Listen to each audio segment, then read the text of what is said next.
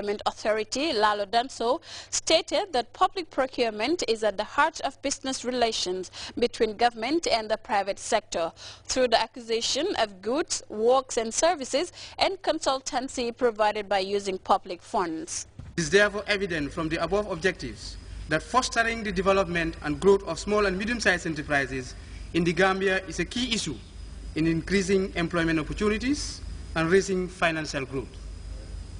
However, given the structure of the Gambian formal economy, which is dominated by small and medium-sized enterprises and very few well-established companies, Sidin Jai, the Chief Operating Officer at Reliance Financial Services, unveiled the product and exposed some of the benefits of the new product to the customers, among them to create easy access to credit, fast processing and disbursement and free business advisory service.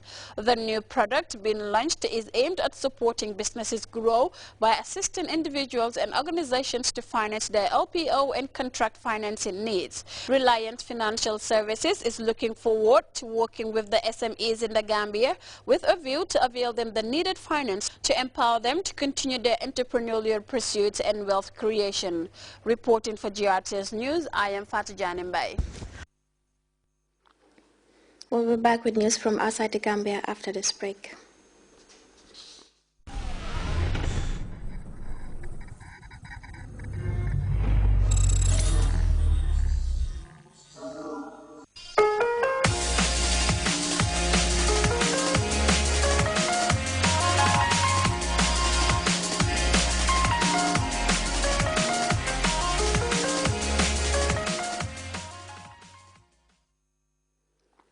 Welcome back. The French Defense Minister has said he was alarmed by the crisis situation in the Central African Republic. The French Minister says the ongoing anarchy could destabilize the region, this as he visits French troops in Bangui. As we hear in this African News Roundup, M23 has announced its intention to form a political party after signing a declaration to end the conflict. Defense Minister Jean-Yves Le Drian, on visit to the Central African Republic, says he is alarmed at the situation in Bangui. The French minister says the ongoing state of anarchy could destabilize the region and bring in terrorist groups. Months of massacres, rapes and looting has left over 600 people dead and 160,000 displaced. The minister is holding talks with interim leaders in Bangui and visiting the 1,600 French troops supporting an African contingent seeking to restore law and order. In Nairobi, in Kenya, the government of the Democratic Republic of Congo and M23 rebels signed declarations Thursday to end the conflict in the east of the country. M23 rebels announced the end of their rebellion a month after its military defeat. The M23 has declared it will become a political party. On the other side, the Congolese government has pledged to help the former rebels dissolve and demobilize. An amnesty bill of law will be proposed in Parliament but will not include the most serious crimes.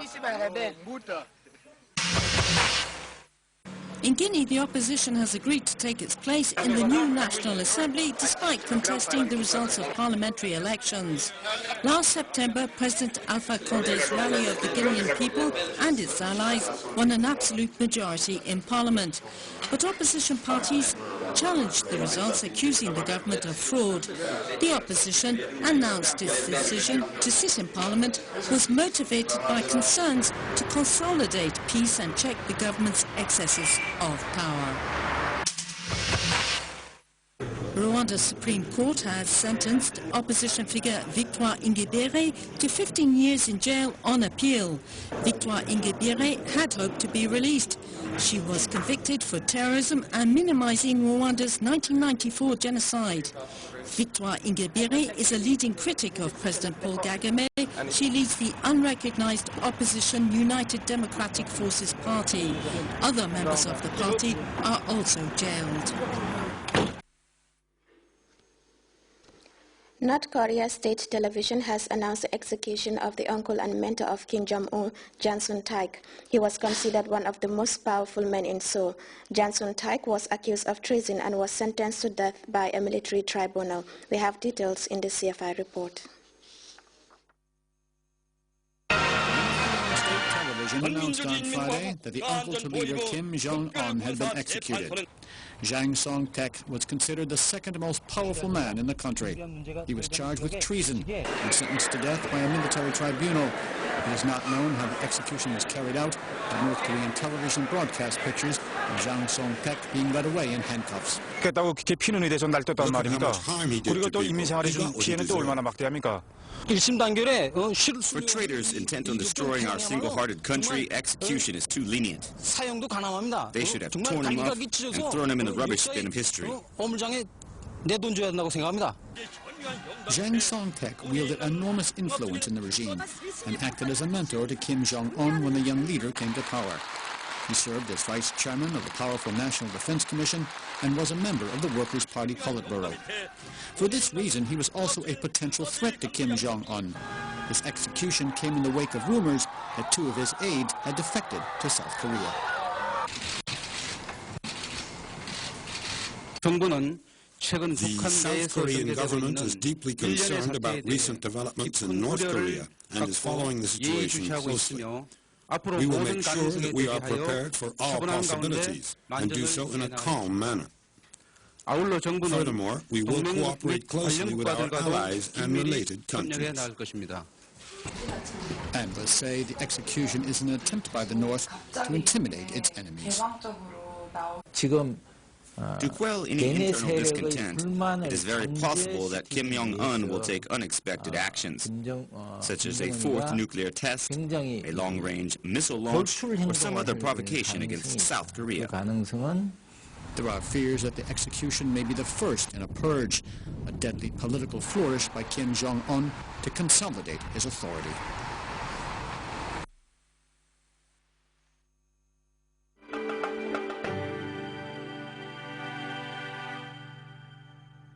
We now join the Central Forecast Office for a look at the weather.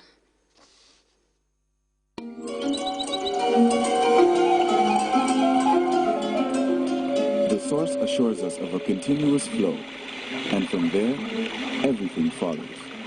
And for those of us who know what the River Gambia stands for, understanding its sustainability in all aspects of life is easily confirmed.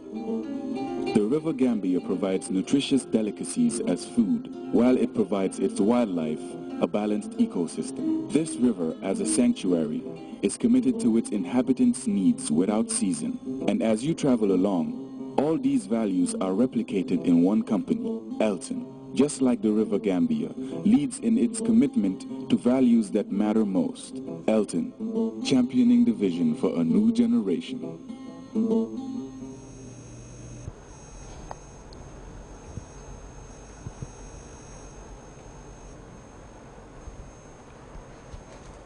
Good evening, viewers. Welcome to the weather segment. The Gambia today was relatively warm and variably cloudy across the country, and the satellite picture indicates stable conditions over West Africa, while spots of convections over the central and southern parts of Africa elsewhere indicate stable conditions.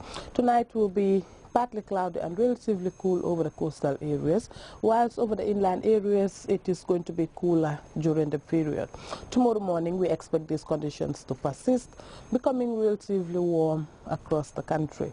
Light to moderate northerly winds will dominate the flow over the entire country, and the speed will be about 5 to 15 kilometers per hour.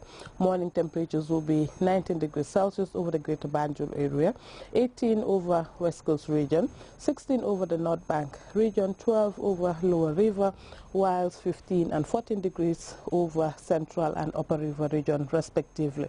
Afternoon temperatures will be 31 degrees Celsius over the Greater Banjul and West Coast region, 33 over North Bank region, 34 over Lower River and Central River region, whilst 35 degrees Celsius over Upper River region.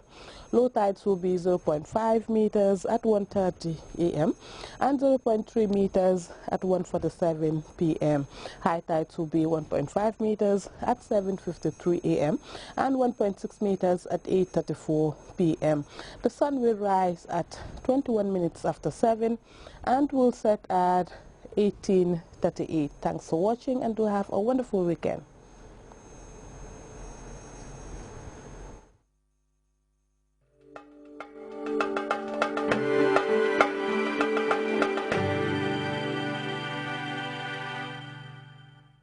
there, a look at the